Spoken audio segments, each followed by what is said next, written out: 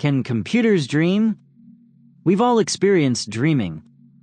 When we sleep, our minds generate strange images, sounds, and even emotions, sometimes inspired by the real world, and sometimes completely meaningless or imaginative.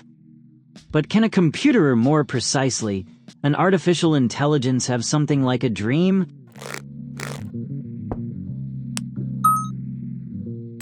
This might sound like a strange question, but when an algorithm, like Google's DeepDream, was introduced, the question became much more serious.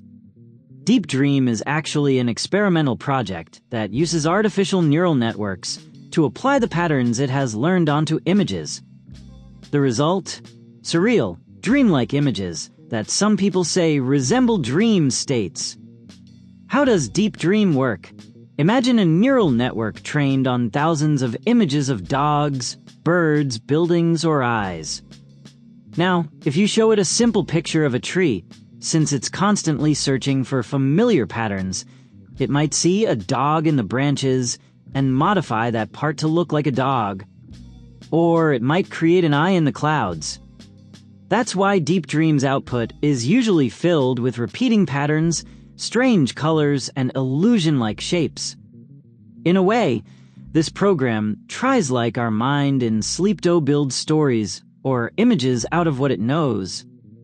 Of course, this isn't a dream in the way we understand human dreams, because there are no emotions, memories, or specific goals behind it. But its similarity to the structure of the brain, especially during REM sleep, is undeniable. Scientists believe one of the main reasons we dream is to consolidate memories or process daily information. Now, some engineers are trying to bring this idea into artificial intelligence. Can a neural network improve its performance through dreaming? Is it possible to build systems that generate images or data overnight to enhance their learning?